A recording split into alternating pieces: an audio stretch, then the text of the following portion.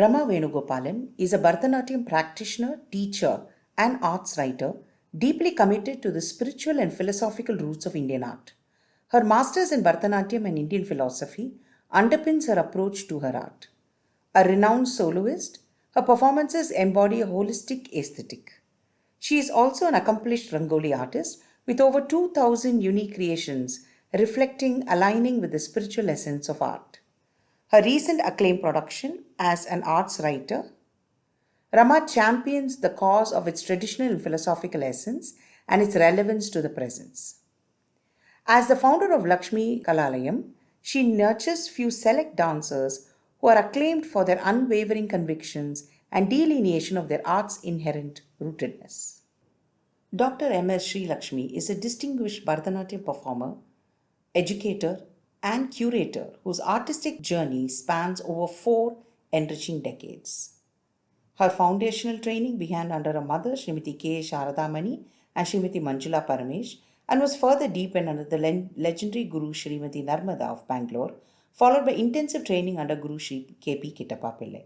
Her experience as a dance educator in an international school, where she conceptualized and delivered the curriculum from kindergarten to level 10, and a decade-long work at Cultural Center reflect a dedicated commitment to nurturing the next generation of artists.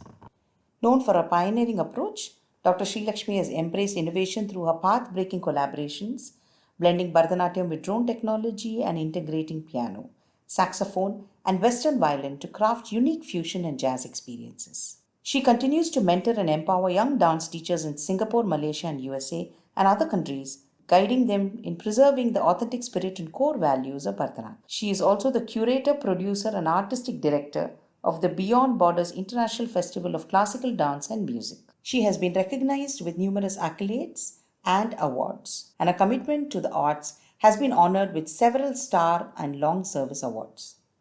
Mridula Anand, a student of Padma Shri Sudharani Raghupati, has been performing and teaching Bharatanatyam both in India and abroad. The artistic director of Mridula Center for Arts, founder trustee of RMT Samskriti Sabha, and an avid podcaster, she has released CDs on various technical aspects of dance. As a visiting faculty of liberal arts, she teaches the intersection of technology, public policy, and performing arts. She has also written articles and papers on topics relevant to her interest. She learned music under Kalaimamani Rajalakshmi Santanam and has continued a passion for teaching through specially curated programs like Mrid Yoga and Pre-Natyam. A graduate in science from Stanford University, she currently curates learning and development at a leading business school. A decorated artist, she continues to create and promote both in-person and online platforms for artists in India and abroad. Welcome to this episode of Samvadanam. I am incredibly excited to have two wonderful dancers, but also two good friends, and more importantly, refreshing thinkers with me today. So I would love to welcome Rama and Srilakshmi. Thank you so much for taking time off to join Samvadanam. Thank you so much, Mridula, and happy to share this space with Srilakshmi. Thank you. Very warm to be here. Thank you. Let me jump right in because there are so many questions that I want to discuss and ask, and hopefully get this sort of a conversation flowing within dancers. So I'm looking at as young dancers, of course, our practice and our performances are slightly different. But as we age, there are so many challenges and questions that we not only pose ourselves, but are actually posed by others as well, right? So towards that, I wanted to kind of ask you about, practice and discipline, right? What does it mean? As you get older, the opportunities, of course, also become fewer and farther between. So what does it mean when you say practice and keep practicing? I mean, why would you and how would you as well? So your thoughts, please. Rama, go ahead, Srilakshmi. Whoever wants to go. Yes. Please. Yeah, Srilakshmi, I'll go after you. Yeah. Okay. Thank you. I think practicing is like our soul, and it is part of us, and we enjoy doing it for ourselves. That is what an artist is, and that's a journey from the beginning till we have our life within. That's practice, what I believe, and it's required by everybody. We're starting from youngsters until we age. Practice is required, and it is not only for body. I think it's a body, mind, connectivity, and soul. And as artists, I think we enjoy practicing every day, even though we might not be doing it sometimes, but even visually doing it is also part of absorbing to our body. Yeah. But we do age, Yeah, and that's what I really want to see. As we practice, we age. So yes, Rama. Yeah, I think it's a very important discussion and something that, all of us, especially dancers above 35, 40, must definitely reflect upon.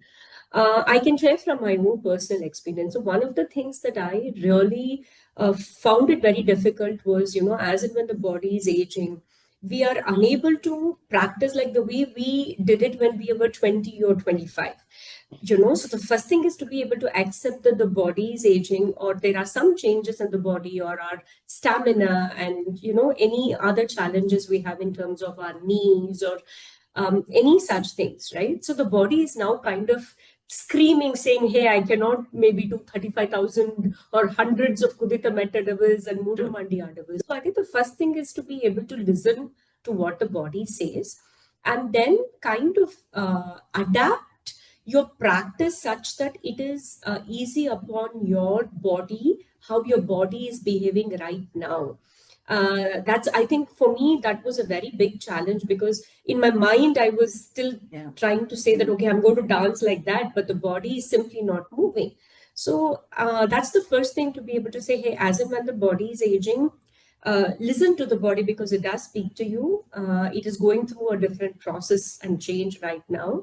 So the way you would execute an adavu, the repetitions that you would do pre-adavu practice, post-adavu practice, your diet, and certain exercises that you would complement, like maybe walks or yoga or some kind of traditional workout, something that will kind of keep your stamina going. But the most important thing, I think, is to realize that we are not 20, 25 anymore. But at the same time, the body is also matured enough. It can hold a lot more strength and tenacity, and to see how the adavus now behave based on your age, based on your body conditioning. So I think those are very important things that we all need to reflect to, and not to overdo it, but to kind of adapt to the body and your age, and then execute your practice. I think that becomes very key. I hear you, because as we get older, small things, that we took for granted, like you said, Mandi Adavu. I'm looking at even Aramandi for that matter, right? Yeah. The amount of Aramandi that I can sit, and my knees that are going to respond to me. Yeah. And it's over a period of years that we have been doing the same thing. So there is wear and tear right from the ligaments to the tendons, so which we also are going to face. But, what happens is, isn't it also something like, for example, when you said complementary ways of engaging with the body, like strength training, which as a younger adult, you might do it in a particular way, maybe more cardio. But as you go older, you feel that the strength training is incredibly important. But that does also affect the way we dance and practice, right? And how long we practice. Do we really need to practice for 2 hours? Or will our body be able to sustain it? And what are some of the challenges, say, Rama and Srilakshmi, that you have faced in the last, say, couple of years, specifically to say one or two adavus that you used to do before, and now you feel that, hey, let me take a step back, and then, that sort of gives clarity to people listening on what is it that we're talking about, right? In terms of just the physical aspects of it. Ramaa?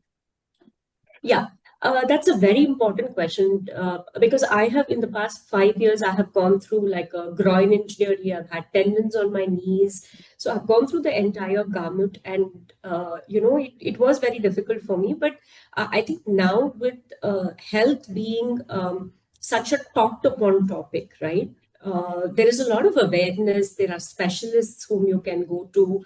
And when you tell them that you're a dancer, and when you tell them that you've been doing so much of physical activity, specialists are able to help you and guide you to kind of complement your recovery. For example, I have taken to Vyayam, and I train from one person in Chennai. His name is Krishna. So we do the Hanuman dance, we do sit-ups. Right. So we start with very small ones, like 2 sessions, 3 sessions, and just 5 repetitions, 6 repetitions. So when you're coming back from an injury, it's very important to take it slow so that you don't hurt more and you are focusing on recovery. And once you are recovering, you also have to see how you build in that recovery into your adavus practice. So you don't overdo both. If you've had a recovery session, then you come and do basic adavus. Don't oversit. You know where the pain threshold is. Right. You work from that pain threshold. And it's very important to remember that you have to rebuild your stamina, rebuild your strength from there. So these kind of complementary specialist advice and help aids one to handle injuries and handle coming back into practice. And most importantly, I would say it's not how many hours you practice anymore. It's how consistent you are. Say you're hitting only twice a week practice. The idea is to show up on those 2 days and not compromise that, because it kind of becomes a part of your regime. It becomes a part of your activity. So then the body also is able to manage and it's able to consistently bring back the original strength, the original stamina, but in a more systematic manner. So just because I'm recovering and once I've healed doesn't mean that I'm going to hit a 5 hour of practice, and one should never go down that path. Right. So to be able to look at what is convenient for us and also to prevent the further injury. Correct. So if you're going to overdo it, you're again going to relapse. So coming from a relapse point is a lot more difficult. So I would say keep it consistent, show up, and quality of your practice. Warm up, stretches, avoiding certain steps. Like right now, I cannot do Murumandi adavus that well because of my groin injury and my knees. So instead of doing 10, maybe I will do a 2 in Madhyama Kalam, where Right. I can do it with awareness and I can execute it well. And I also don't further, abuse my body. So those kind of tweaks I think becomes very important for us to, ensure that the next how many other years we want to just stay in the, in practice is much more easier. So I would say tread with caution and don't overdo it and be consistent. Nice. Yes, Lakshmi. Yeah. For me, regarding injury, touchwood, I didn't have much injury all these years, all these decades, starting from adavu until time now. But I have noticed injuries happening to youngsters. All these, it has grown up, and also I see youngsters doing more of strength training and physical exercises compared to practicing dance. So that has increased. The balance is Right. not the same. Right. So that is why I think when they're doing both of it, maybe the body also must be in the stressed out. So they need to focus on how they need to balance practicing dance warm-ups along with the other training sessions and the day they do the sessions, and whether it is in the morning or evening. I think that might be helpful for young dancers. Yeah. I think the timing it also makes some sense. I also want to really touch upon, because of course there are alternate methods, and I will maybe ask you a little more on what are the other methods that you can use, but also the guilt and the frustration that you feel that you are not able to dance the way that you were, and the fact that you push your body to dance the way that you were, not really realizing that you are come to a point where there is a maturing of not only your mind and the abhinaya or the mind of the aspect of it, but your body as well, your physical aspect. So that is something I'm sure you see in a lot of your dancers who are growing and maturing, and that is something I think we should touch upon, because it's incredibly important for them to be mentally strong to understand that this is a different physical phase. There are hormones in play, there are so many other wear and tear issues, but we cannot go back perhaps to pushing the body to the way it was, and maybe we need not. So your thoughts on that?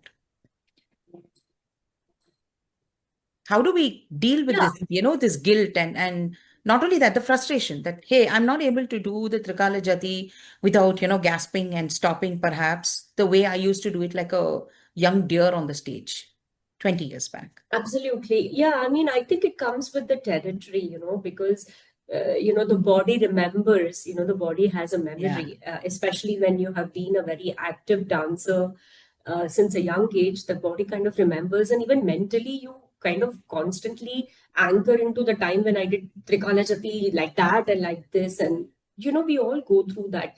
But as you said, the first thing really is you must take a reality check that you are aging, and most importantly, instead of looking at it negatively, like you rightly said, Mridula, it's to be able to be grateful for the life experiences we have, through motherhood and through the different anything that we Stages. have Yeah. gone through in life. Yeah, the so many things we would have traveled, or we would have experienced a different aspect in our life.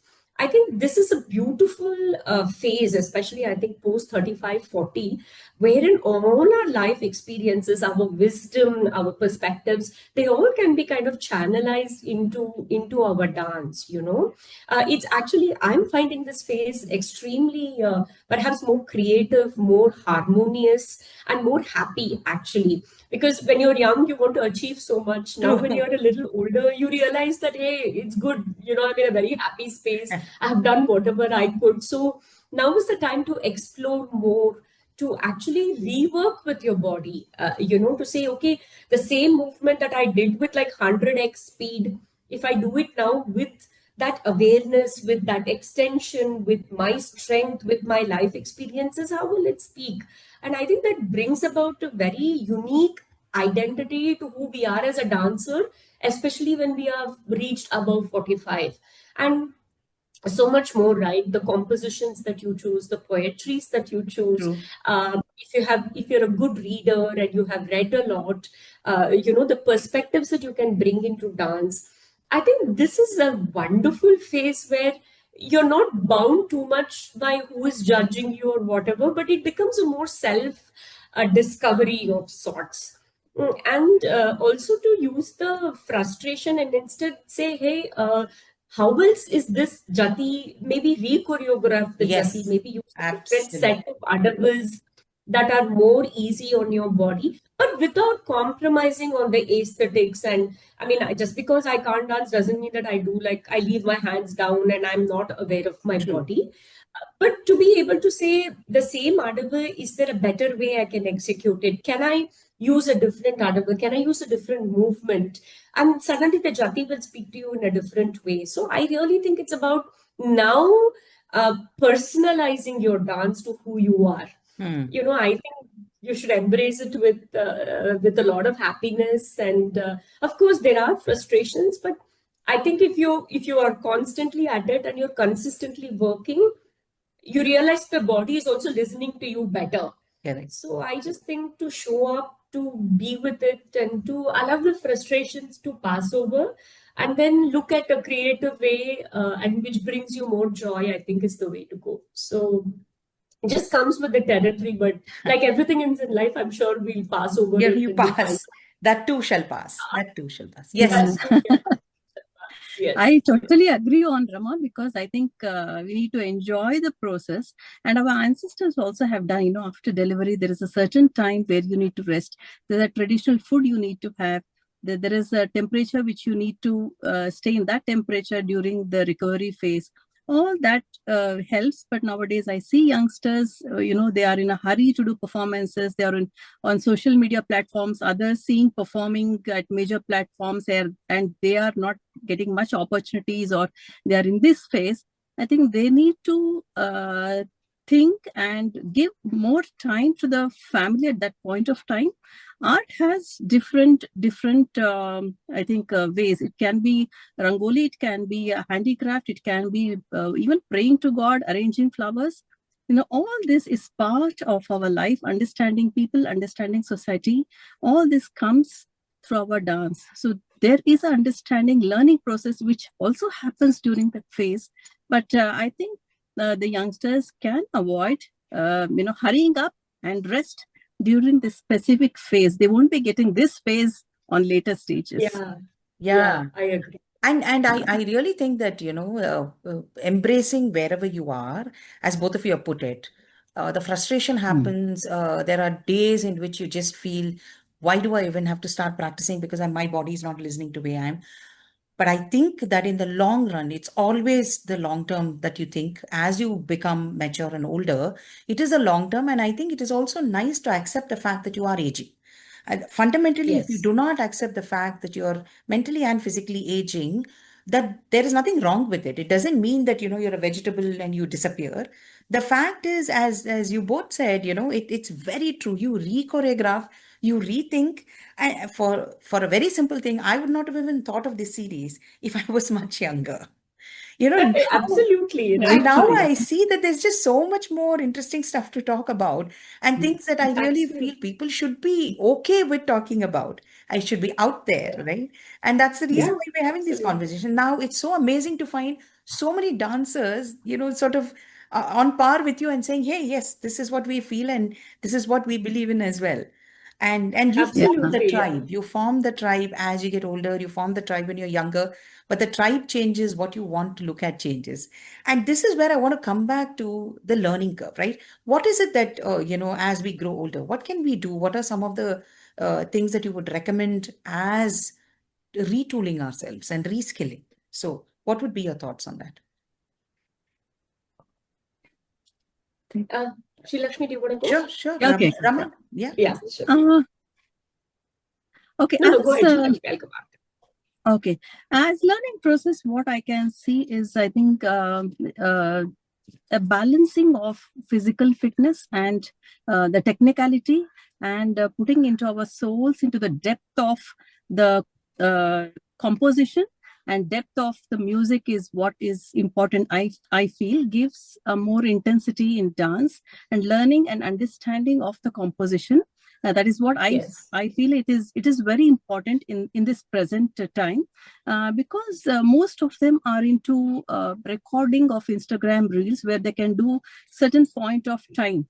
But if it is a margam, they will fail to perform on stage or with the rehearsals. So the real performance happens when they practice on a regular basis, with keeping in mind technicality as well as bringing their mind, soul, and learning of compositions, thought process of the composer, and and related areas. If there is a song which is related to a particular temple like Udupi, so you have to imagine Udupi. How is a temple? How is a construction? And what is the story behind it? Who was a saint? So all this can be brought into the choreography as a storyline. I think that is more important for the youngsters to focus on at this point of time. I feel many are missing out, because I think they're focusing on the speed of dance and body conditioning and reducing weight. This is what I have been seeing in current situation. Yeah. Yes, Rama. Yeah, very rightly said. Yeah, I think a couple of things that has really helped me is to actually, like Srilakshmi rightly said, to cultivate an alternate space where you can use your creativity. Like for example, just before COVID, I started doing rangolis. Just as a daily habit. And today I have about 3,000 rangolis to my credit. And that has helped me to go deeper into yantra, to philosophy, to traditions, to understanding the imageries, to understanding the symbolism of our culture. Because we are artists and we have been trained to have a creative bent of mind, I think when we are aging and when we are looking at life in a different way, it's fantastic to pick up an alternate tool where we can use our creativity. Like, she said it could be crochet, or it could be gardening, it could be, just interior designing. It could be culinary skills, something that you always wanted to do, you don't. See, because everybody thinks that being creative is only when you're dancing. It's not really so. We have the ability, it could be writing, it could be storytelling, it could be creating a guild of artists to come together. Especially now with technology, like, the communicative abilities we have, there are so many possibilities. So this kind of anchors back to your question on how do you deal with frustration, right? So if you're unable to dance for a month or you're healing, use the time to use the same creativity in something else. So your mind is occupied. And also when you're in a creative pursuit, you automatically are happy. You're thinking, you're focusing on creating some work. So that kind of channelizes your frustration, and after you finish it you realize that, oh, okay, I'm actually better.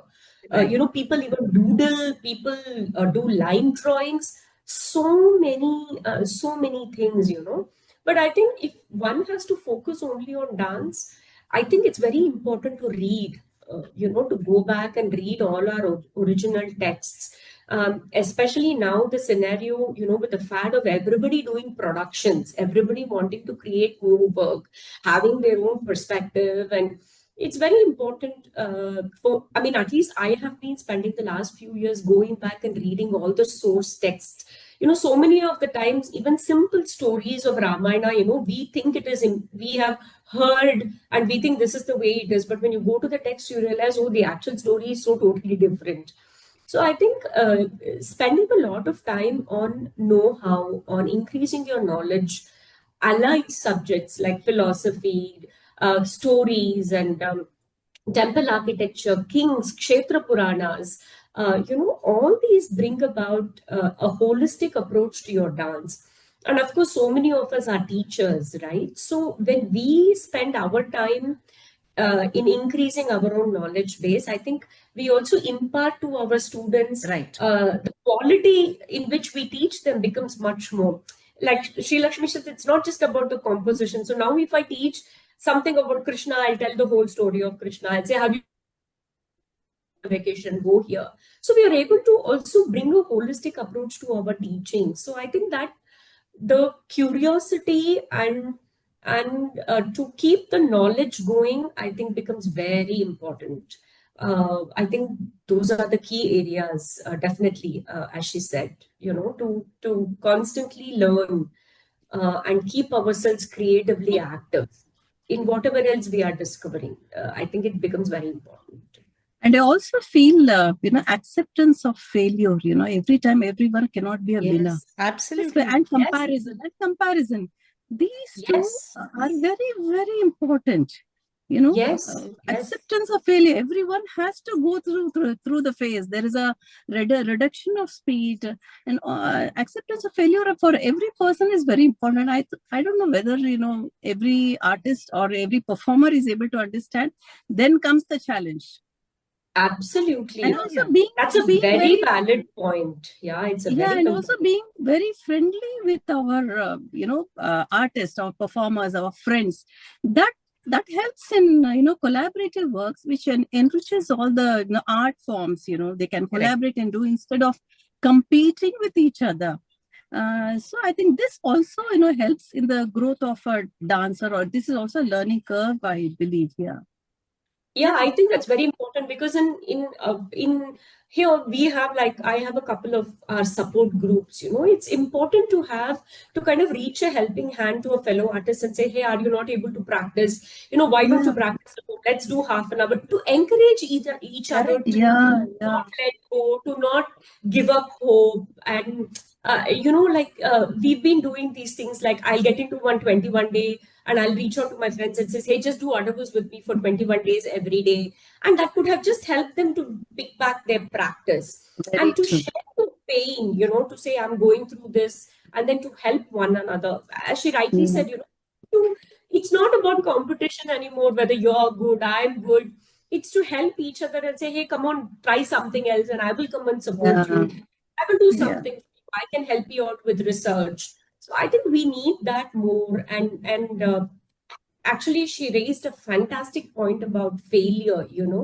That's one thing that I find it so liberating in our age, is that we are all not afraid to fail.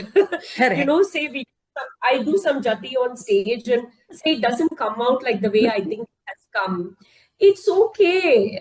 You learn from it, you go back, you don't beat yourself to death, and you don't think that, oh my God, now my career ended, nobody will see me. So you're like, okay, I'll try tomorrow. Maybe if at all I get another program, I'll probably crack it then. So that's a very point. I agree. Yeah, absolutely. Actually, I do, crocheting and knitting also.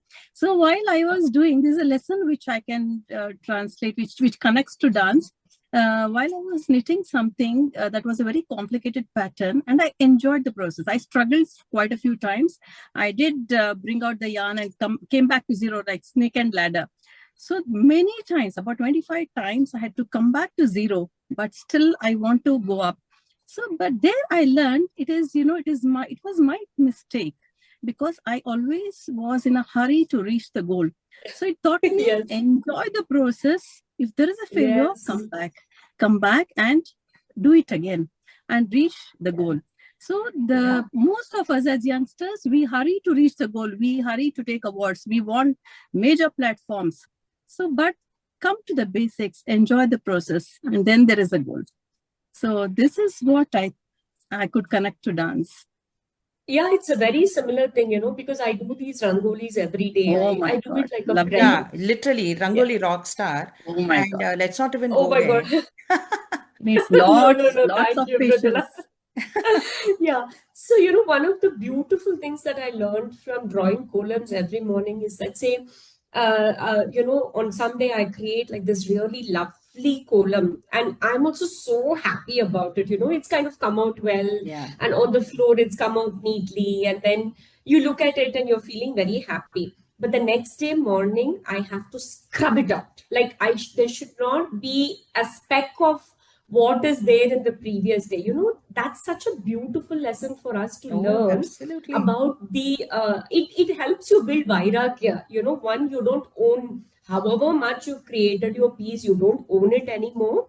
And then there is rejuvenation every day. So tomorrow you have the ability to create something even more beautiful or Correct. something even more simple, but you're And more creating it strength. again.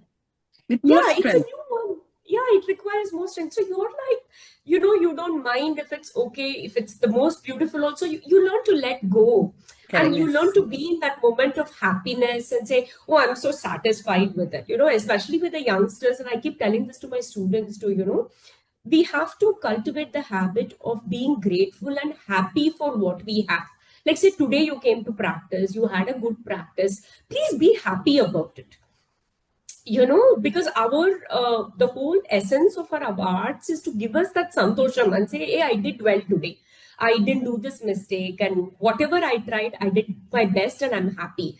Rather than constantly telling, oh, I could have done this, I could have kept it a little bit more, I could have I know. bent a little Correct. bit more, I could have done one more aradi. It's okay, it's good, as long as the effort is 100% and you're doing it atmartam, you're doing it with all the heart and mind. You develop that gratitude and that endurance and that vairagyam. So I think it's such a beautiful point, Sri Lakshmi. Absolutely, I I know, totally agree. the funny part is, and I don't know, the world, conspires, but I was just going to name this as, Gravitas and Gati, because Gravitas is resilience and, just sheer grit. Yeah. And that's exactly what we are saying. It doesn't matter Yes. if you don't get to do what you had to do it in the way that you wanted to do it, but just hang in there, Yes. because that's the way Yes. you build the resilience. And this is for long Yes. term. It doesn't matter Yes. how your body is reacting, but you listen to the body and do it the way that Yes. the body can accept the way you're doing it. And it is always long Yes. term. An artist is not only one person who's going to be Yes. a dancer. You are always an artist. So it's just your expression as well. And I must say, I have started crocheting and quite an amateur. But seriously, yeah, thank you, Srilakshmi. But I'm getting there. At some point, I'm hoping that I have this wonderful stole that I can wear. But I'm happy that I'm just doing it so slowly and so Yes. amateurishly. And that's what we are, artists at heart. And, Yeah. there's just, I am sure with both of you, there are tons we can talk. But I know I've taken a lot of time, and I think the message is important. It's a start. It's just a Yes. start. So thank you Yes. so Yes. much, Rama. Thank you so much, Thank Lakshmi, you. for joining. It was such a Thank you pleasure very Thank talking you. to much. you both. And just I won't say it's sad to say your few last words or something like that. But what would you like to close with? Just a line or a word, or whatever it is, that a quick thought that you would like to close with. I think I would just say embrace who you are, value the effort that you have put in for all your artistic life, whatever it is, and keep it going. Don't give up. I think keep it happy, keep it going, and give Yeah. yourself the credit it's due. And just stay happy is what I would say. Nice. Yes, Lakshmi. As artists, I believe, I think we are all old souls, and it's a gift given by God, which we might be carrying over generations. And we need to respect artists, respect other art forms, respect ourselves, our body, our mind, and we need to get connected in this world, because that is also very important for the growth of art. Collaborate and being together itself is a learning process. Art will always help those who are good in heart, mind. I think that is the basics of any art form. So I think we are very grateful for being artists, and we look forward for the young generations to follow the path of their gurus and the values of our system, the Indian system, especially if it is an Indian art form. Yes, Lovely. absolutely. Thank you, wonderful ladies. I can't thank you so enough. much. And it's so lovely. Thank you, Rama. Thank you, Mridula. We'll get connected again. Thank you so much, Mridula. Lovely to talk to you. It's best wishes to many of your series and all your visions to come through. Thank you. Thank you so much. Thank you for being there.